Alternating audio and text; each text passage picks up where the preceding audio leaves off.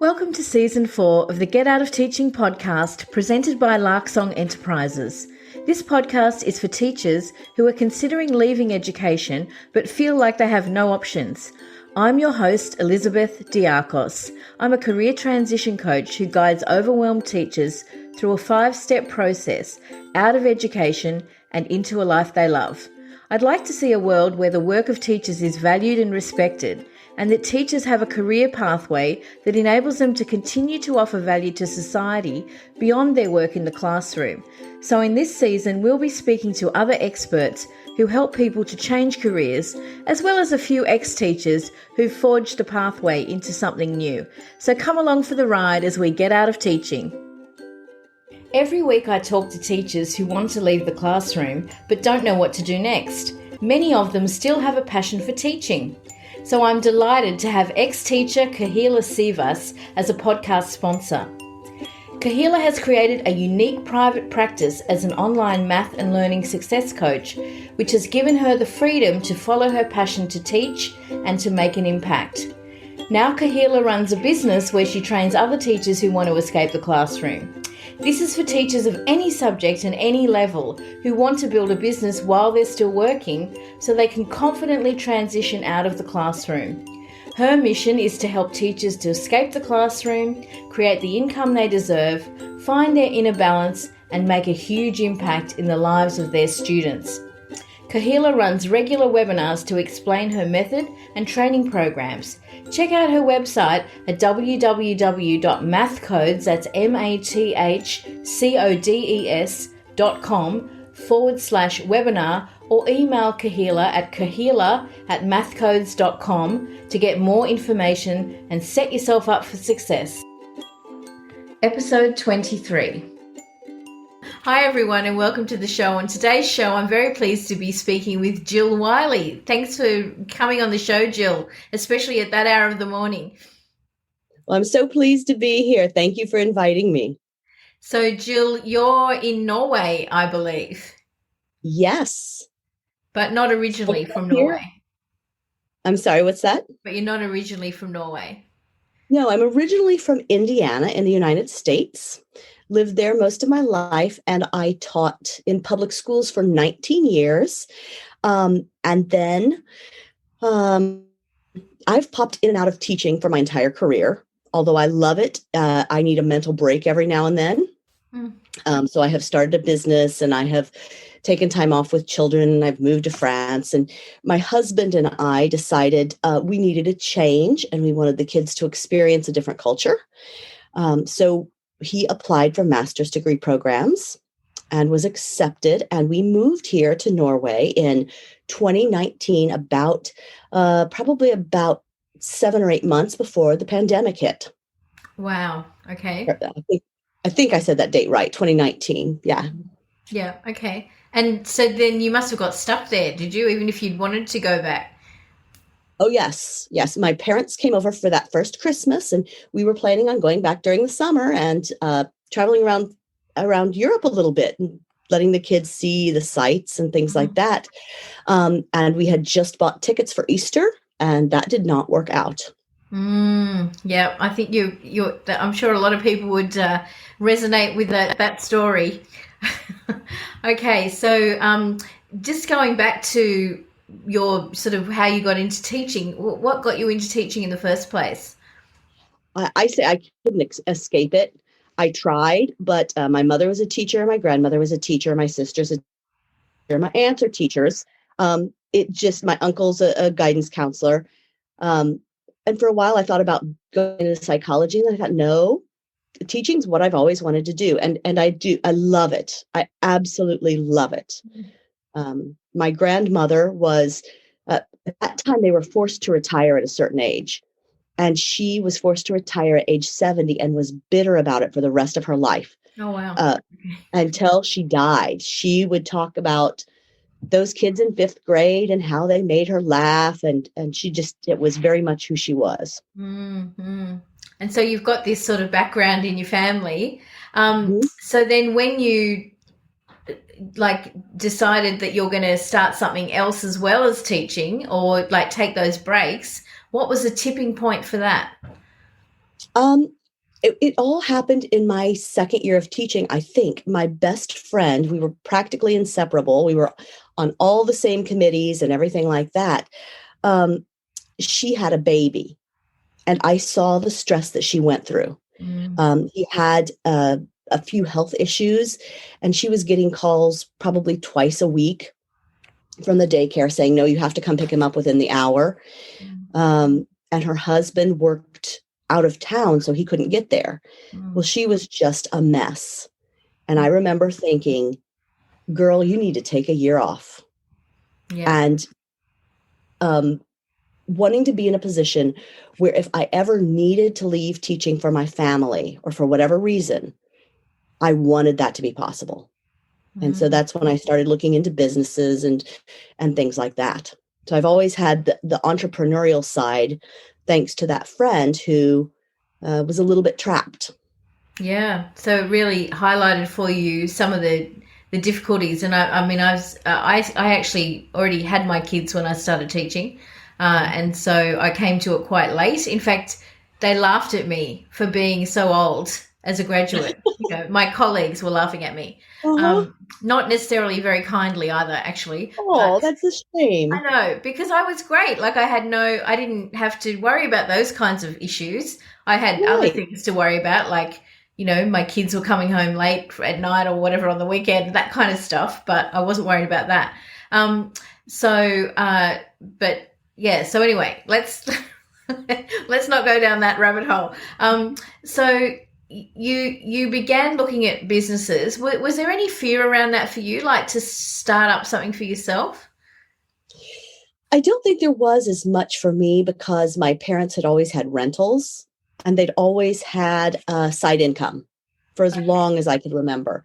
So, and they were farmers too. So I actually grew up, I don't want to say poor because both mom and dad made a very good salary, but they were farmers in the US in the 1980s. And that was not a good time to be a farmer. So we were always in danger of losing the farm if we couldn't make the next payment. So I've always had a need for security. I've always had this feeling that if the worst happens, I need to have a backup plan. Because as a farmer in the 1980s in the US, that was the worst that could happen. It was dad was an engineer, mom was a teacher. They were both making good salaries, and every penny they were making was going into the farm, so we didn't lose it. Yeah. So always having the idea that I've got to have a backup plan and a backup plan for the backup plan. And I don't think I'm paranoid about money, but it's a tool. For me, if you have money and you're in a bad situation, you have more options. Yes. Yep. That's so true. So true. Okay. So tell us what you're doing now then, because we're talking about money. It's 4:00 in the morning for you. You've come on this conversation with me. Like it's, why are we talking about this? What are you going to tell us about what you do now and how you help people? And well, at the moment, honestly, I am just trying to get back into it. I had a blog, and I had to kind of step back from the blog. Well, going back further, actually, I have rentals in the United States. I have had rentals for 20 years, and my father's helping me manage them. I worked part-time as a realtor for a while I was teaching before I had kids. And then I started a language business before we moved. So I was teaching languages in preschools and teaching French in wineries, which I would recommend to any French teacher. It is the most fun you're going to have teaching French. Adults who want to be there with wine. It's a good time. But when we moved, of course, I had to shut that business. So I started blogging because I always need an outlet on the side. But with the pandemic and still teaching and 3 kids and trying to get adjusted to a new culture, it's just been too much. So what I'm trying to do now is dip my toe back into it. And ideally, I would really like to help teachers deal with the finances of getting out of teaching. and find their joy again. And so two of the words that I talk about a lot are joy and dignity, because I think so many teachers just feel like they have no dignity. People around them don't give them respect. The public doesn't give them respect. Their administration doesn't give them respect. And the students, often, while there are some wonderful, wonderful students, if you have a bad administration, students don't give you respect either. And so many teachers are lacking that dignity and the joy that brought them into teaching. And I feel like if you have a solid base financially and you know which direction you're going in, then you have options. So I would like to help teachers, whether they are looking at retiring in 30 years, in 5 years, or next week, to do the very best they can financially. With that said, disclaimer, I am not a financial planner. I'm a financial coach. And the credentials that I have are real life experience. Yeah. So, okay. Awesome. So what does a day look like then for you? How do you when it's running, how do you run your business? Like what does it look like? Well, I would I'd like to have a few months of or a few weeks of blogs out, and I really like to try to talk about entrepreneurship. People who have always wanted to start a business but don't know how, or they have imposter syndrome. I have several posts about that. And just writing and thinking. And I'm kind of a touchy-feely person. So my blog is a little bit entrepreneurship, a little bit finding yourself, money-wise. It's all around dreams and money. So I would get up at this time, about 4:30. I would work on my blog. I would try to get my plans made out, write a bit, then get up and get the kids ready for school, get me ready for school, head in and you know the teacher routine, and then come home and function. But my time to work was early in the morning. Wow. And then just think about it all day. And I have to tell you, one of the things that got me started watching you was your walks outside. I've always enjoyed those because we live in Norway, and nature is such a big part of what we do. And it's just been fun to watch you go about your daily walks and kind of chat and ponder, I would say, as you're walking. Oh, thank you. I've had a break for the last few days. We've been away where there was no internet, so I couldn't do it. And then since I got back, I've had the most terrible hay fever that, oh no, trust me, you didn't want to see me out. I've like stayed inside because there's so much pollen, but we've just had a couple of days of rain and I think it's settling down now. So I'm very grateful. I should be back out again tomorrow morning. So keep an eye out for that one. Okay. Okay. I'm really fascinated by your blog because I don't understand how you can make any money out of that. Tell me how that works. Well, at this point, I haven't yet. I had the business before I left, but the reason that I chose a blog was because it had to be something that was portable. Yeah. And it was also, business has always been my outlet. So what I will move into eventually is the blog will be my advertising. And then group programs where people have small groups of people who they feel comfortable with so that they can actually ask questions. Because one of the problems with going on a podcast and giving financial advice is that everybody's in a different place.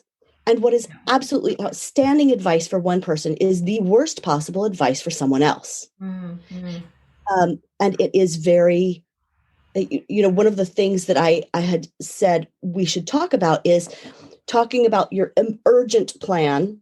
If you have to get out of teaching because of mental health reasons within the next 6 weeks, this is what you do. If you're short term, this is what you do. Midterm and long term, because they're really different pieces of advice. Yeah. So what people really need is a small space where they feel comfortable. And where it's okay to talk about one of the most shameful pieces of people don't talk about money. Mm-hmm. I was very lucky because growing up, my parents always talked about money, except when they didn't want to worry us kids. So when we were too young, they didn't. Right. Yeah. But today, I know where my parents' money is. I know how much they have. I know what's in stocks because we've always talked about it. And they know my money situation because in our family, we talk about money like other people talk about how is your day at school. Yeah. Yeah. Yeah. Yeah. My parents didn't really talk about money, and in fact, I remember my father calling it filthy lucre. So like Yes. that was it was just not something you talked about. And so, yeah, I mean, I wish they had, because, when I started setting up my own business, I was like, oh, I don't want to ask people for money because money's dirty, So, Right. And there are so many of those ideas that are ingrained in us. If you believe that money is filthy and you're a good person, you don't want to have anything to do with it. mm-hmm. And so subconsciously, people either pretend like it's not there or they try to get rid of it. If their parents were always fighting about money when they were young, they don't want, they associate money with bad feelings. They associate money with anger, and they don't want any part of that. And I was really lucky because I always associated money with solving problems. For me, money is a problem solver. Yeah. And it's a tool. And just like fire is a tool, you can use it to burn down a house or you can use it to keep warm. It has a dangerous side. You have to use it for the right reason. It is, but it's not bad in and of itself. As a matter of fact, it's going to reflect the heart of the person who has it. So my theory is teachers are good people. We need more teachers with money. Yeah. Because then it's going to reflect more good than bad. Yeah. And I truly believe that very, very deeply. When you have good people who have money, they do good things with it. Yes, I love that. I love that. Okay, so we're going to talk about how we can help these teachers who are lacking joy and money, how to solve some of those problems. And I'm going to say let's focus on, or let's start the conversation. And I've been using this archetype, or maybe is she an archetype? She's my stereotype, maybe. Her name's Donna. She's 52. She's dying to get out. She comes home, drives home from work every night like a rabbit in the headlights, just her eyes are glazed over because she's so exhausted from her teaching job. She's feeling undervalued, but she's got student loan debt. She's maybe the sole breadwinner, or she's a significant breadwinner in the family, and she just can't see past all the hurdles to work out how she can leave teaching. And ideally, sooner rather than later. What would you say to that? Well, the first thing that I would say to anybody is get out your contract. And this is one piece of advice that works whether you're planning on retiring in 30 years or you're hoping to make it 2 weeks. Get out your contract. Read your contract. If you have a union or an association, talk to your union or association, because there are so many hidden benefits that we don't know that we have. So one of the benefits that we had as part of our union was 2 free hours with a lawyer. Oh, wow. Yeah. Every year you can use 2 free hours with a lawyer. So on your blog, I'm reading a lot of people who are actually, their corporations are breaking the law by asking them to do subplans when they're off on sick leave or things like that. If you don't know the rules, you don't know how to protect yourself. So make sure that you know the rules and then play by them, but play by them to your advantage, because that's what the administration is doing. Figure out your sick days. And remember, teachers are guilted into not using their sick days and not using a mental health sick day. But I would say, Donna, girl, Take your sick days if you have them. If she's 52, there's a decent chance she has 100 sick days piled up. Yeah, almost She's certainly. not taking. What she needs to do to get her head in the right place is contract and use it to her advantage. And I say that because you also have to play by their rules. If you take a sick day, you don't go out to the mall, even if it's a mental health day. Yeah. Play by the rules. But there is no rule that says your doctor's appointment has to be first thing in the morning or last thing in the afternoon. Yeah. When I was struggling at my teaching jobs, I would schedule a doctor's appointment that was a valid doctor's appointment, and I needed to have at 11:30. Right. Because that way nobody could say, oh, well, you can come in after that. No, I really can't. See, it's right in the middle of the day. I'm so sorry. But that would give me a slow morning. Yeah. I would go to the doctor in the middle of the day, and it would give me an afternoon where I could take care of myself. And mentally, I needed that. Not to go into too many details, but I have children who have had issues in the past, who have had struggles. And sometimes as a mom, I had to have that time. And at one point, one of my kids' therapists actually wrote me a note to HR and said, listen, there are going to be days where she just has to take off and sleep. And I'm writing this as her child's therapist to tell you that she has to have those days. And that's what really turned the corner for me, because I knew that my family was honestly in jeopardy if I didn't take those days. And I would stay home and I would sleep the entire day just so that I could function. Yeah. But we as teachers have been told we can't do that. Know your contract, use your contract, and use it to give yourself some mental space so that you can then deal with money, because money is an emotionally draining issue for many people. Yeah. You know, you've just taken me right back. I remember once I felt so sick. I don't know why. I should have just stayed home, but I had a planning period in the morning, and so there was a bean bag. You know what I mean by a bean bag? It's like full of little balls of foam. And so I had a little, like I had a little nap at like 9 o'clock in the morning at work in the dark performing arts room with all the blinds down. But there was a kitchen next to that, and one of the parents was in there doing something, and she came in. And you could just tell, like, she was like, oh, what are you doing on the floor, asleep, like you're at work. Right. And I'm like, why? Yes. Now, this Elizabeth's thinking, why the heck were you even there? Why didn't you just go home and take a sick day? I left, I don't know, dozens on the table when I left. I didn't use them. And for that, all those reasons that you just said, the guilt and the feeling like I'm letting people down and blah, blah, all that. Right. But the people that you have to take care of are yourself and your family. And it doesn't mean that you try to do bad things to other people by any means. But when everybody else is asking you to do the impossible, it's very easy in your own mind to expect it of yourself and to badmouth yourself in your own head when you don't do the impossible. Yeah. So I know you do this all the time, but I am also giving people permission to do things that are realistic. Make your appointment in the middle of the day and give yourself some space. So once you know your contract and you've talked to your association, then you need to figure out a realistic timeline and take action somehow. When one of my children was adopted, and when I decided that I wanted to adopt, I started putting coins into a jar on my nightstand, because at that point, that's what I had. Yeah. And it was my concrete way of saying, I am committed to this.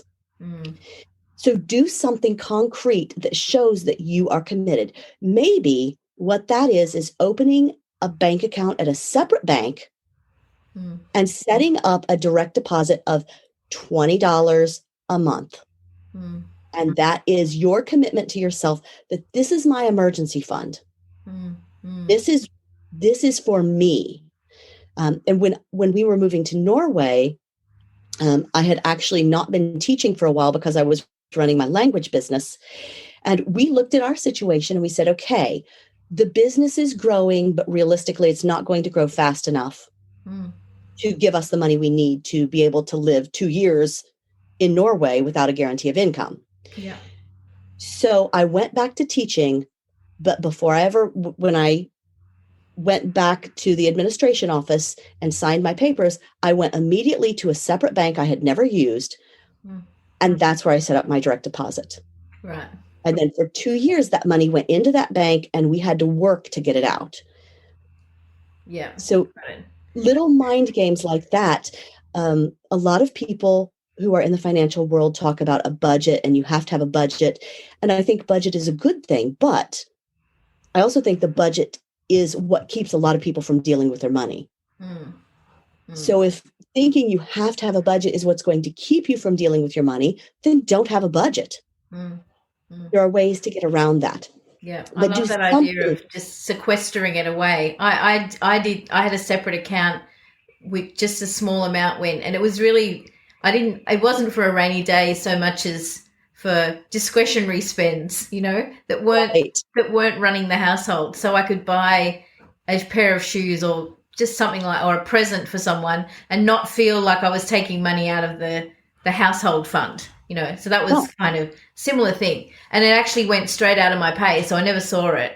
It didn't go into the bank and then out. It just never went in there in the first place. So that worked out well for me. It was my, my sort of holiday money or whatever, just gave me something, a little buffer in case I needed it.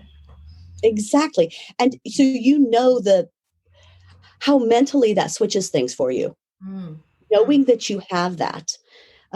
So I would tell Donna, do something concrete that commits to this financially.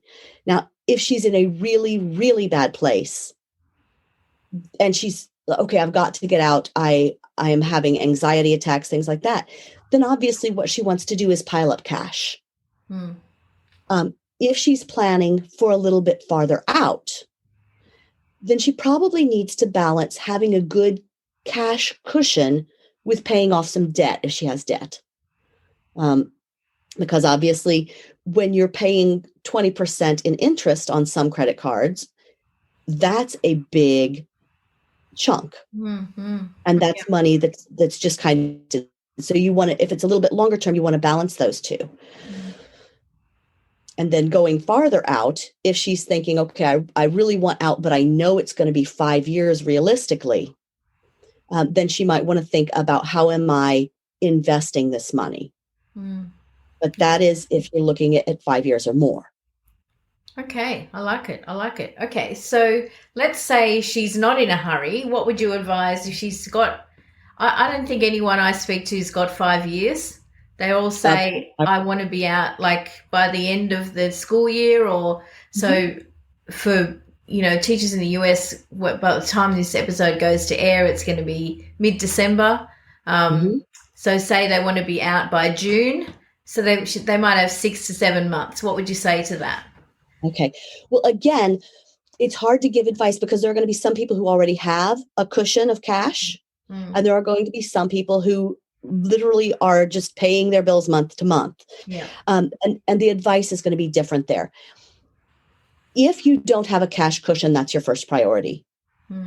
Get a cash cushion because cash is king. You can do with it whatever you want to. If you need it to pay for electricity, then use it for your electric bill. If you need it for your mortgage, then you use it for that. If you need it for food, medical bills, whatever, that you can use anywhere. But definitely getting some cash built up. Now, I just had a thought that went through my mind and I lost it. So hopefully it will come back here in a second. But if you're looking about 6 months out, that's the big thing. Start looking in the US, start looking at insurance. Changing jobs is a qualifying condition. So you should be able to get on somebody else's insurance. You can also start looking at the insurance options that are on the marketplace. So just go back. When you say it's a qualifying condition, does that mean you can use your partner's insurance or maybe other family members even? I don't know how it works over there. Yes. In the US, you have to have a qualifying condition in order to switch insurance except for 1 month a year. And a job change is a qualifying condition. So if you have a spouse who has insurance, you can get on their insurance. Right. Pardon me. You also have an open enrollment time when you can get on the insurance for the marketplace, which is which was set up by what's called Obamacare. But it is the marketplace for insurance where you can buy individual insurance, not through your employer. Right. So there's an open enrollment time for that. And other than that, it's closed. But if you have a job change, that qualifies you to go into that marketplace and get insurance at a different time of the year. I see. Okay. So what's the open enrollment time? When is that? I believe it's either like November, December, I think. Okay. It's been a few years since I have dealt with it, and I always had my own insurance, and my husband had his, so we didn't deal with it as much as some people do. But I think it's normally November, December-ish. Right, because in the US, that's a huge hurdle, I think, for people, or like a block that they just think, I can't possibly leave because of insurance, until they discover that actually they're better off paying the insurance. They're going to end up with more money in their pocket in the long run without, if they change jobs. But it's just, we have a different system here. So I was curious because I know that's a big question for a lot of people. It is a huge question. And it is, you have to be mindful of it because you don't want to be without insurance, especially in the middle of a global pandemic. And if Donna's 52, she might be starting to develop some health issues now. Exactly. Need a new hip or something. I don't know. Poor Donna. All right. Donna has it hard, huh? So tell me about what you bring, or what training you needed to do in order to be able to do what you're doing now. Or has it just really been your life experience? It has been my life experience. And this is the reason. A lot of people who have financial training, at least in the US, you can call yourself different things based on your training. That's why I call myself a coach, because I don't have any formal training. And I will say that up front. If you want to know about investments, I recommend a fee-only financial planner. And a financial planner does have training. So they study annuities and stocks and bonds and these things. I prefer to avoid telling people how to invest their money. Actually, I won't do it. I will say invest and talk to a planner, but I recommend a fee-only planner because otherwise there isn't fiduciary responsibility. And fiduciary responsibility is when, as a professional, they have to look at your well-being before their own. In other words, your insurance agent does not have fiduciary responsibility. Right. They can advise you based on what is going to get them the most commission. Yeah. But a fee-only planner absolutely cannot take any money other than a set fee that they charge you. So it costs you money up front. But you know that they're giving you advice that's based on your best interest because by law they have to. Yeah. Yeah. And a lot of people go into a meeting with someone who sells annuities or someone who is a stockbroker, and they think that because we're sitting down over a cup of coffee, they have your best interests at heart. And they might if they're a good person. But if they do, they're putting your financial interests above their own. And that's difficult for most people to do. Yeah, I get it. Okay. So go ahead. Oh, I was just going to say it's important that you actually do a bit of research before you go and speak to someone. Absolutely. And you want to know most insurance agents do not have fiduciary responsibility, and that's fine if you know that going in. But if you don't, then it's a very bad situation. Okay, so how do you actually help people? Like if I wanted to use your service, what would I do? How would I find you? Well, I honestly, this is a bad time to ask that because I am kind of on a break. And I am trying to get back into it. So what I would say is they should contact me via Facebook. I am not really taking new clients right now, but if someone is absolutely desperate, look, I have to have help, and it has to be somebody I feel comfortable with, and I feel like I can trust you, then they could contact me via Facebook. They can use my email, my personal email, which is Okay, I will put that in the notes. let's put it in the show notes. That way I you don't think have that's to say it. And if people are really keen, they can go to the show notes for this episode. It'll be up there in the hosting platform, and they'll be easily able to find it when they look for this episode. Too easy. But honesty, I'm doing this because I want your group of teachers to have access to. I want them to hear hope. I want them to hear that money isn't scary. Yeah. I want them to hear that if they have bad feelings about money, that's okay. It's all right. But just like they would tell their students, okay, I know you're afraid of math. I know you feel like you're not good at it, but I know you can do this. That's what I want them to hear. Yeah. I want them to hear the talk that they would give their most fearful and down on themselves student in their own head. And I want them to consciously, especially if Donna is afraid of money, if she has bad feelings around money, I want Donna to hear that it's normal, but that it's changeable. And she can feel good about money. She can feel in charge of her money. She can feel like she is I don't like the term winner and loser, but I want Donna to feel like she can be a winner with money, even if she doesn't feel that way now. Yeah. She might not be able to see herself as a winner with money right now, but I want her to be able to see herself as seeing herself sometime in the future as a winner with money. Nice. So this, as much as I would like to say, oh yes, come and I will help you, I will if you need me, but I'm not in business mode right now. I am just really trying because I think what you're doing is super important.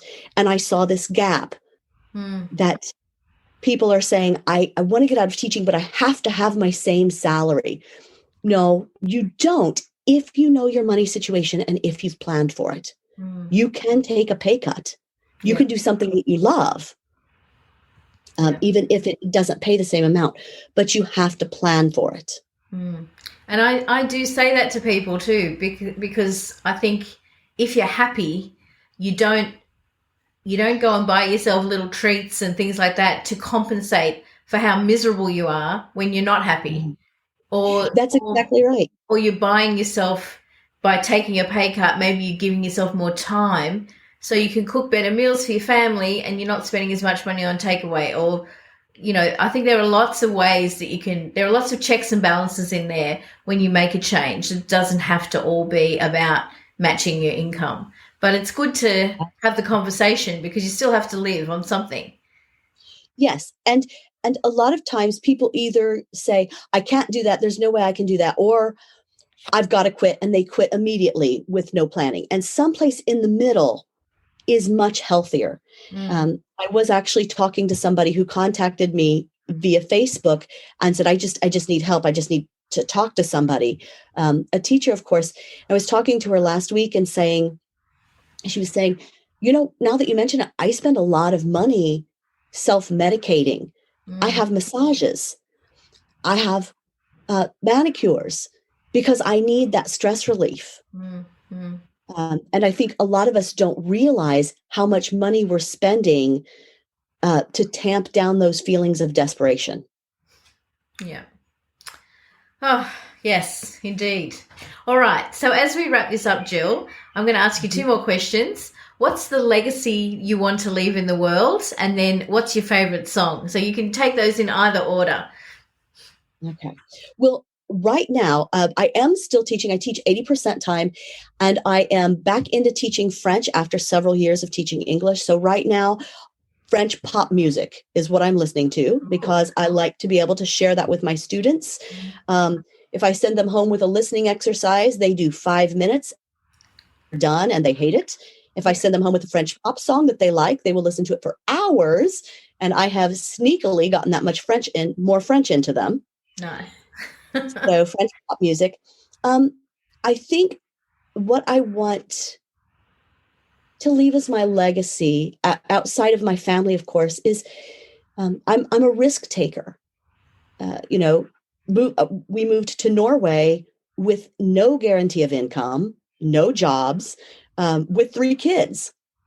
Now we planned for 3 years to do that, so it wasn't foolhardy. But I would really like for people, especially teachers, to look at me and say, she did that. Maybe I can take this little step that scares me. Yeah.